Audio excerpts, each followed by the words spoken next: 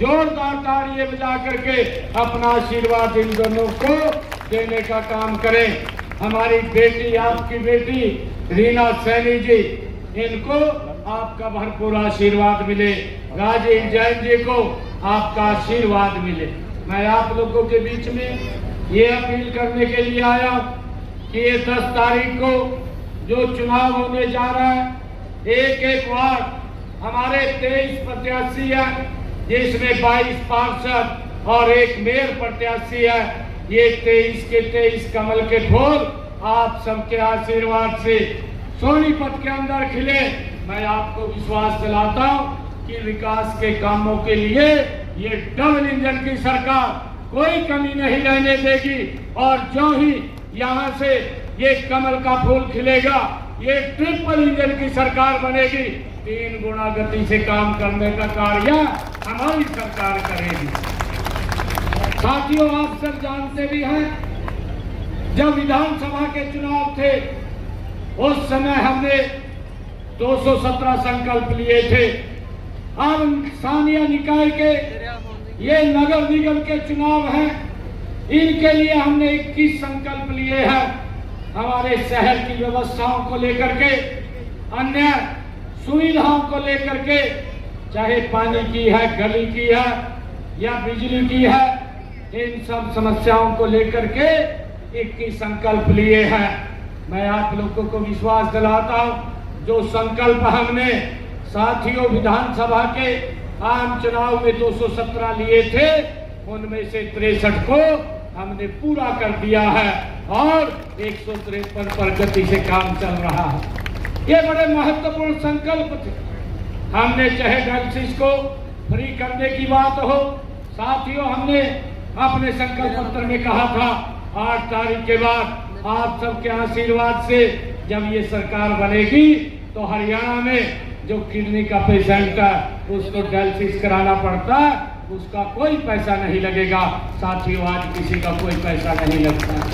साथियों, हमने अपने संकल्प में कहा था कि हम हरियाणा के अंदर जो ऐसे परिवार हैं जिनकी इनकम 1,80,000 रुपए है, ऐसी बहनों की रसोई में 500 रुपए का गैस का सिलेंडर पहुंचाने की व्यवस्था हमारी सरकार करेगी और ऊपर का पैसा बहनों के खाते में जाएगा।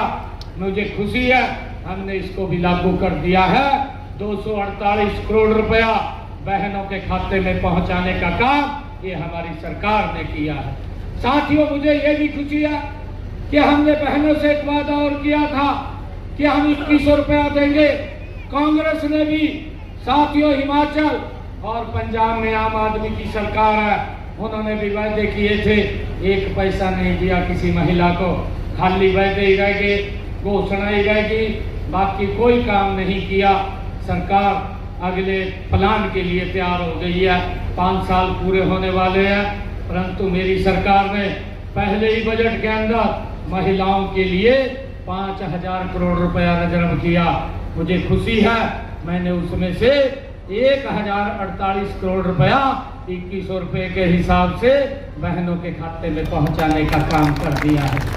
मुझे ये भी खुशी है कि जब दूसरा बजट आया, दूसरे बजट में उसका दायरा बढ़ाया, 5,000 से 6500 करोड़ रुपए किया और अब ये कहा है जिन परिवारों की इनकम 1,80,000 रुपए होगी, उन सब बहनों को हम 2100 रुपए देने का काम करेंगे। साथियों, हमने जो बात कही थी मोदी जी के नेतृत्व में, वो हमारी बात गारंटी से पूरी होती है। हमने ये भी कहा था कि हम हरियाणा के किसान की फसल MSP पर, पूरी की पूरी फसल MSP पर खरीदेंगे, उसको भी हमने लागू कर दिया है। आज हरियाणा देश का पहला ऐसा राज्य है जो अपने किसान की पूरी फसल MSP पर खरीदने का काम कर रहा है। साथियों, मैंने ये भी कहा था कि जो हमारा युवा है, 25,000 रिजल्ट तैयार थे और साथियों आचार संहिता लग गई।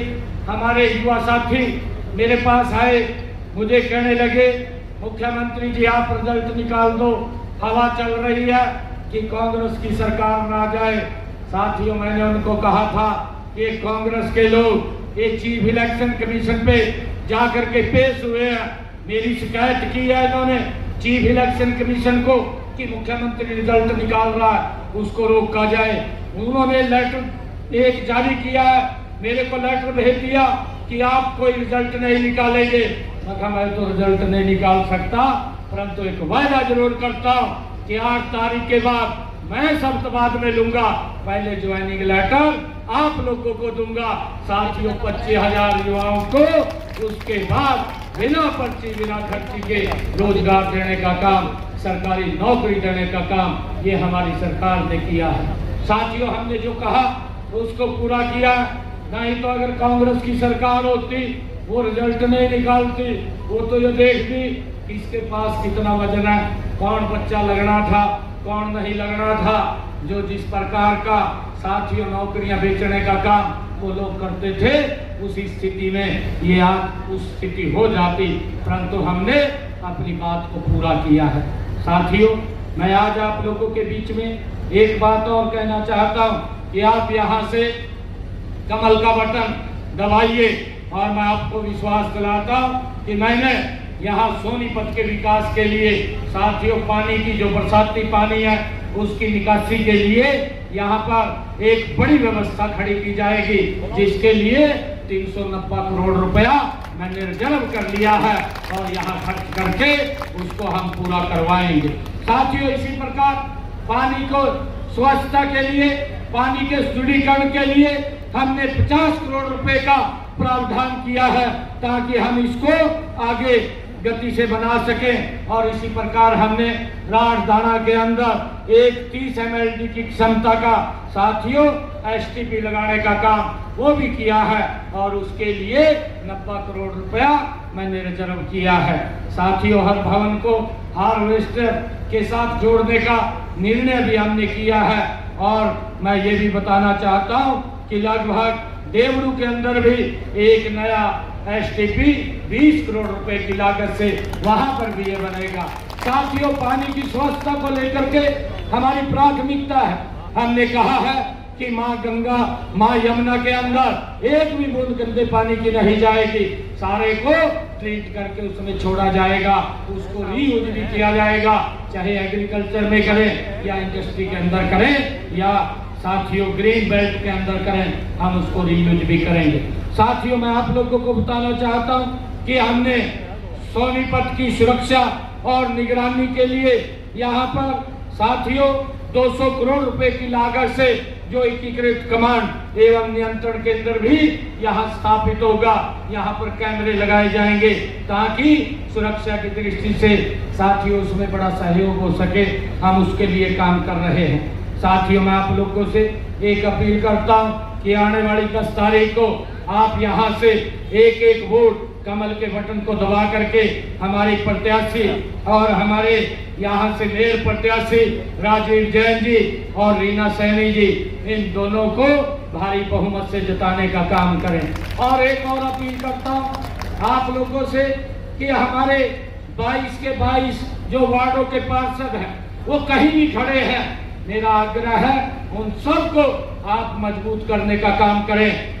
वहां पर भी कमल के फूल के ऊपर बटन दबवाने का काम करें। हमारे रिश्तेदार होंगे, हमारे जानने वाले होंगे, हमारे मित्र प्यारे होंगे, उनको जा करके भी फोन करके भी हम उनको कमल का बटन दबवाने का काम करें। साथियों, आज इस प्रकार का माहौल है, इस प्रकार का आज माहौल है, एक तरफा चाहे जहां भी पंचकुला में चुनाव चल रहे हो, चाहे अंबाला में चल रहे हो, और चाहे सोनीपत में चल रहे हो, चाहे रेवाड़ी में चल रहे हो, चाहे धारूहेड़ा में चल रहे हो, चाहे सांपला में चल रहे हो, और चाहे उकलाना के अंदर चुनाव हो रहा हो, आज एक तरफा माहौल कमल के फूल का है। साथियों, आप लोग देख रहे हैं आदरणीय मोदी जी के नेतृत्व में ये 50 साल पुराना एक मोड़ पाड़ने का काम, जो सुक्का मोड़ था, जिसने बंगाल के अंदर विकास को रोकने का काम किया, जिसने बंगाल के लोगों को डराने धमकाने का काम किया, उनको गरीबी के नीचे धकेलने का काम वहां की सरकारों ने किया, उस मोड़ को भी आप सबके आशीर्वाद से नरेंद्र मोदी जी ने फाड़ने का काम किया। आज बंगाल में भी पहली बार कमल का फूल खिल रहा है। साथियों, इसके लिए आप सबको मैं बहुत बधाई भी देता हूँ, शुभकामनाएं भी देता हूँ, और 10 तारीख के बाद जब ये यहाँ नगर निगम का चुनाव आए तो साथियों ढूंढते फिरा कांग्रेस से भी कहाँ रह गया, कमल का ही कमल फूल दिखाएंगे। ये हालात करते हो। आप सबका बहुत बहुत धन्यवाद। जय हिंद, जय भारत, जय महात्मा।